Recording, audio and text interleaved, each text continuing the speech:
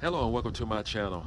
I have a 2006 DT 466 1300 International, and the driver came in with the belt wrapped around the fan, and chances are if you see this, it's going to be a tensioner. And first thing I like to do is actually check all the pulleys, just make sure nothing locked up. Leads back to the tensioner here, and if you're lucky, you just hope that it don't get to the cam sensor harness, and the cam sensor harness is still on the cam sensor. All right, we're going to take this belt off, and chances are you're going to need a knife or a razor blade to get it off. Look like this one is already cut, and we're just going to remove this belt. Oh, that was easy. I've seen belts actually chewed up so badly that you had to cut them out. All right, we're going to remove this tensioner.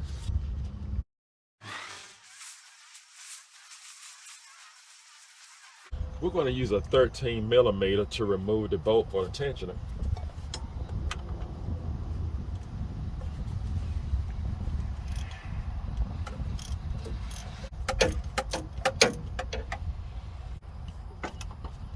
And keep in mind, when we put the tensioner back, there's a dowel here, and there's a hole right here where it goes that we actually want to put that. You have to make sure that dowel is actually back in that hole. So we're going to have to use this bolt over again. So this is our new tensioner, and it's the part number. And we're just going to put the bolt back in the hole. And again, make sure your dial is actually lined up back in the hole.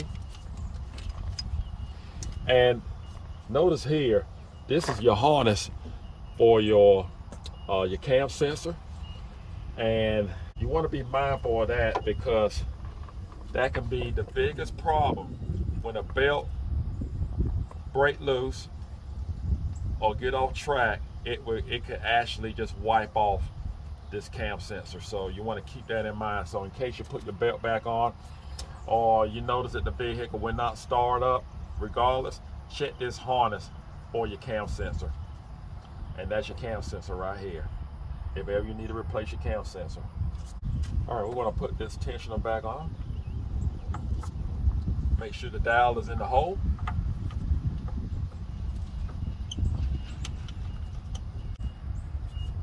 We're going to tighten back our bolt.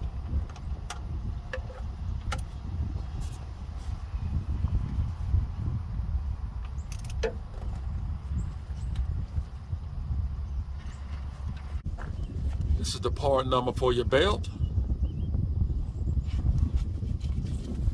And you can see it here as well. And both of these items came from the dealer. What we're going to do, we're going to put our belt around our fan like this.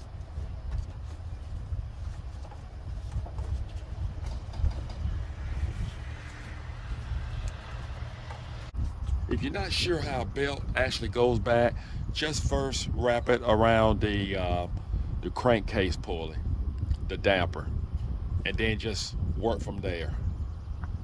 So we're just going to put the belt around the crankcase pulley. After trying to put on this Serpentine belt several times, guys, I have discovered there's something missing, because when I wrap this Serpentine belt around that and I actually hook it onto the tensioner, it's still loose. So that is definitely a problem. The dealer did not give me the wrong belt. So I discovered, and it looks like to me there was a idle wheel missing top of the engine, and I looked down and I felt that there was something missing. It was actually a idle wheel that is actually missing, and you can see where the stub is right here, and it looked like it's been missing for quite some time. So this vehicle, this engine definitely needs to be repaired for that stub needs to be removed so we can put an idle wheel there. But I guess this video show you how to bypass the idle wheel on a 06 S1300 International. And I did not intend for that, but that's the route we're going to go. So in that case, we're going to not use the factory recommended belt. We're going to use this belt. If you want to bypass your idle wheel and you do not have time to replace the idle wheel, or you are on the side of the road and you need to actually keep moving, this is the belt that you need to get you out of trouble or to keep your vehicle moving. We're going to install this belt to bypass the idle wheel.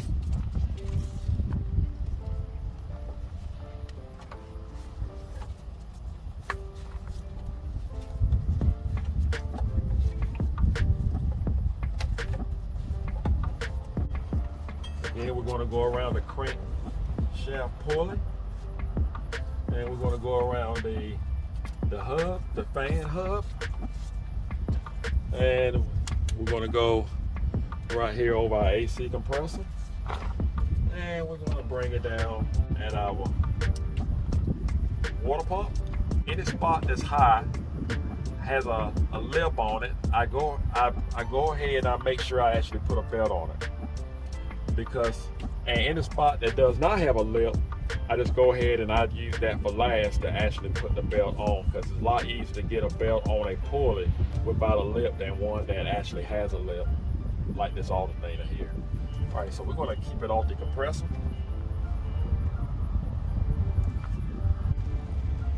Okay. Look like it's trying to rain. Let's see if I can get this before it rains right quick. There we go. And there we are. Everything looks good. And just make sure your belt is in the grooves on each pulley.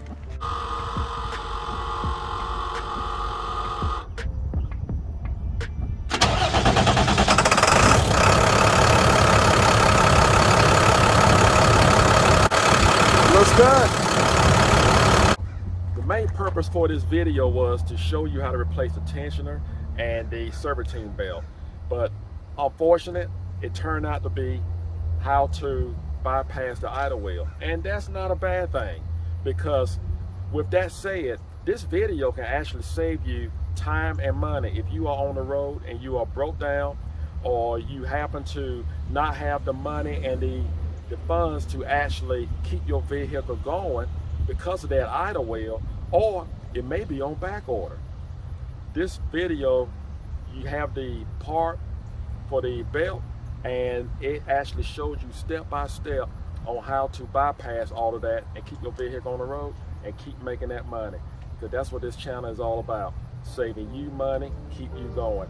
Thank you for watching. If you're not a subscriber, what are you waiting on? Become a subscriber, hit that button, and I want to thank you again for watching. Take care, and God bless.